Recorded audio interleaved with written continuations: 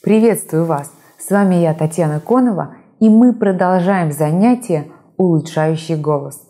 Напоминаю, что вы должны заниматься систематически, технически правильно и регулярно. Продолжаем обучение. Вам необходимо расслабить гортань и заложить фундамент для правильного звукоизвлечения. Продолжаем выполнять упражнение «Природный тон». Но сегодня мы делаем его с открытым ртом.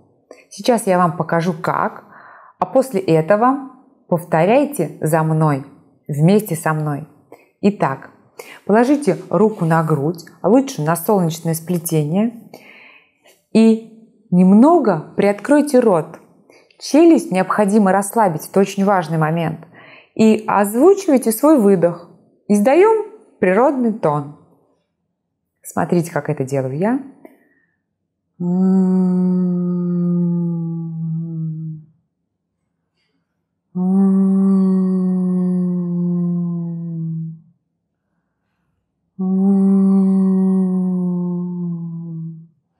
И теперь вместе со мной.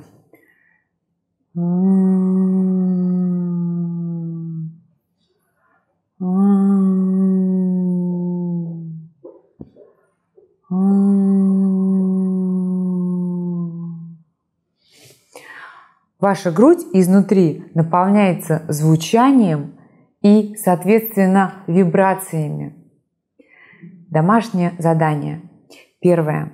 Делаем упражнение «Природный тон» с приоткрытым ртом 20 минут. И наблюдая за своими ощущениями. Не нужно делать точь-в-точь, как я. Ваш природный тон – это ваш уникальный природный тон. Главное, чтобы он был максимально естественным и лился из вас сам по себе. 20 минут звучания можно разбить на несколько подходов. Например, по 5 минут 4 раза. Это первое задание.